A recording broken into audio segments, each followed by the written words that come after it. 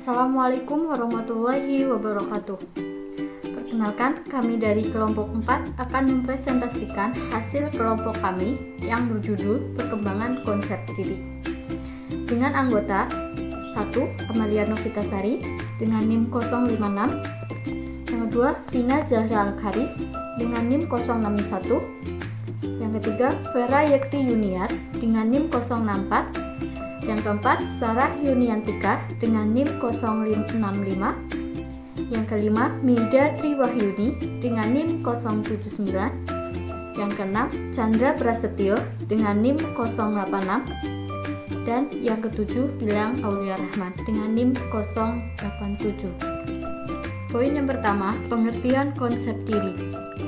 Konsep diri adalah gagasan tentang diri sendiri yang mencakupi keyakinan, pandangan, dan penilaian seseorang terhadap dirinya sendiri. Konsep diri terdiri atas bagaimana cara kita melihat diri sendiri sebagai pribadi, bagaimana kita merasa tentang diri sendiri, dan bagaimana kita menginginkan diri sendiri menjadi manusia sebagaimana yang kita harapkan. Hal tersebut dapat digunakan sebagai sistem operasi yang menjalankan komputer mental yang mempengaruhi kemampuan berpikir seseorang. Konsep diri dan harga diri. Konsep diri secara umum terdiri dari 3 dimensi konsep diri, yaitu 1. Pengetahuan mengenai apa yang kita ketahui tentang diri sendiri atau penjelasan dari siapa saya yang akan memberi gambaran tentang diri saya. 2. Harapan tentang harapan atau diri yang dicita-citakan, terdiri atas dambaan, aspirasi, harapan, keinginan bagi diri kita atau menjadi manusia seperti apa yang kita inginkan. 3. Penilaian tentang penilaian kita terhadap diri kita sendiri yang merupakan pandangan kita tentang harga atau kewajaran kita sebagai pribadi hasil dari sebuah penilaian. Biasanya membentuk apa yang disebut dengan rasa harga diri, yaitu seberapa besar kita menyukai diri sendiri. Ketiga konsep tersebut saling berhubungan satu sama lain. Namun, konsep diri kita memang tidak pernah terumuskan secara jelas dan stabil. Hal itu karena pemahaman diri yang selalu berubah-ubah, mengikuti perubahan pengalaman yang terjadi setiap saat. Komponen konsep diri. Konsep diri terdiri dari 3 komponen, yaitu yang pertama komponen perseptual, merupakan pengetahuan individual tentang keadaan dirinya yang menjelaskan hal-hal yang berhubungan dengan fisik. Kedua, komponen konseptual, merupakan pengetahuan seseorang yang berhubungan dengan sifat-sifat, latar belakang, dan masa depannya. Contohnya adalah kejujuran, percaya diri, dan kemandirian. Ketiga, komponen attitudinal, merupakan sikap seseorang mengenai dirinya terhadap status, masa depan, rasa malu, dan harga diri. Pembentukan konsep diri. Konsep diri bukan merupakan bawaan sejak lahir, namun terbentuk dan berkembang dari pengalaman sejak kecil, atau dari dalam keluarga, sekolah, teman sebaya, dan masyarakat atau tempat kerja. Konsep diri merupakan hasil belajar atau latihan yang dapat mengalami perubahan dan perkembangan. Konsep diri dan perilaku. Konsep diri mempunyai peranan penting dalam menentukan tingkah laku seseorang. Bagaimana seseorang memandang dirinya akan tercermin dari keseluruhan perilakunya.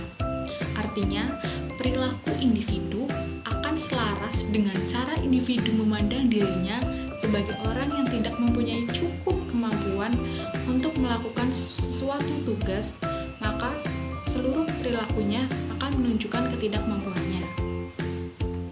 Konsep diri dan prestasi dalam belajar. Hurlock menyebutkan faktor-faktor yang mempengaruhi konsep diri remaja sebagai berikut. 1. Usia kematangan. Remaja yang matang lebih awal lebih mudah menyesuaikan diri dan mampu mengembangkan konsep diri yang menyenangkan, dan sebaliknya. 2. Penampilan diri. Penampilan atau daya tarik secara fisik akan berpengaruh terhadap konsep diri yang mereka bangun. 3. Kepatutan seks. Kepatutan seks menjadikan remaja mencapai konsep diri yang baik. Sebaliknya, ketidakpatutan seks menjadikan remaja sadar diri dan memberi dampak buruk terhadap perilakunya. 4. Nama dan julukan. Pada saat remaja, kita kadang merasa malu jika orang lain memberi julukan yang buruk, kecuali sama orang yang sudah akrab sama kita. 5. Hubungan keluarga. Remaja yang memiliki kedekatan dengan anggota keluarganya cenderung mengidentifikasikan dengan keluarga terdekatnya. 6. Teman sebaya. Teman sebaya banyak berpengaruh terhadap kepribadian remaja. Konsep diri remaja juga merupakan cerminan dari konsep teman-temannya terhadap dirinya. 7. Kreativitas. Remaja yang sejak anak-anak didorong untuk kreatif dalam bermain dan tugas-tugas akademis akan berpengaruh baik terhadap konsep dirinya di masa depan. 8. Cita-cita. Remaja yang memiliki cita-cita tidak realistis cenderung mengalami kegagalan dan menimbulkan perasaan tidak mampu dan menyalahkan orang lain atas kegagalannya. Karakteristik konsep diri anak usia sekolah seiring dengan pertumbuhan dan perubahan fisik, kognitif, dan kemampuan sosial, anak usia sekolah dasar juga mengalami perubahan dalam pandangan terhadap dirinya sendiri.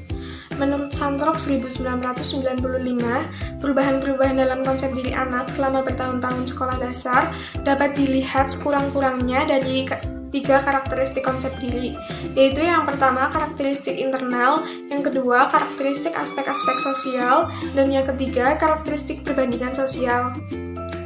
Yang pertama, karakteristik internal. Berbeda dengan anak-anak prasekolah, anak-anak usia sekolah dasar lebih memahami dirinya melalui karakteristik internal daripada melalui karakteristik eksternal. Anak-anak pada masa pertengahan dan akhir lebih cenderung mendefinisikan dirinya melalui keadaan-keadaan dalam yang subjektif daripada melalui keadaan-keadaan luar. Yang kedua, karakteristik aspek-aspek sosial. Selama bertahun-tahun sekolah dasar, aspek-aspek sosial dari pemahaman dirinya juga meningkat. Dalam suatu investigasi, anak-anak sekolah dasar seringkali menjadikan kelompok-kelompok sosial sebagai acuan dalam mendeskripsikan diri mereka. Yang ketiga, karakteristik perbandingan sosial. Pada tahap perkembangan ini, anak-anak cenderung membedakan diri mereka dari orang lain secara komparatif daripada secara absolut. Karakteristik konsep diri remaja SMP sampai SMA. Ketika anak-anak memasuki masa remaja, konsep diri mereka mengalami perkembangan yang sangat kompleks dan melibatkan sejumlah aspek dalam diri mereka. Santrok menyebutkan sejumlah karakteristik penting perkembangan konsep diri pada masa remaja, yaitu yang pertama, abstrak and idealistik. Pada masa remaja, anak-anak lebih mungkin membuat gambaran tentang diri mereka dengan kata yang abstrak dan idealistik. Yang kedua, differentiated. Konsep diri remaja bisa menjadi semakin terdiferensiasi dibandingkan dengan anak yang lebih muda. Remaja lebih mungkin untuk menggambarkan dirinya sesuai dengan konsep atau situasi yang semakin terdiferensiasi. Yang ketiga, contradiction within self. Yang keempat, the fluctuating self. Yang kelima, real and ideal, true and false self. Yang keenam, social comparison. Yang ketujuh, self conscious. Yang ke-8, self protective. Yang ke-9, unconscious. Yang ke-10, self interpretation. Selanjutnya, implementasi perkembangan konsep diri peserta didik terhadap pendidikan. Konsep diri mempengaruhi perilaku peserta didik dan mempunyai hubungan yang sangat menentukan proses pendidikan dan prestasi belajar. Beberapa strategi yang dapat dilakukan guru dalam mengembangkan dan meningkatkan konsep diri peserta didik yaitu membuat siswa merasa mendapat dukungan dari guru. Untuk mengembangkan konsep diri yang positif, guru dapat menunjukkan dukungannya, misalkan dalam bentuk emosional seperti empati, kepedulian, perhatian, dan umpan balik. Dan bisa juga dapat berupa penghargaan, seperti melalui penghargaan positif terhadap siswa supaya siswa tersebut maju. Selanjutnya, membuat siswa merasa bertanggung jawab. Yang selanjutnya, membuat siswa merasa mampu.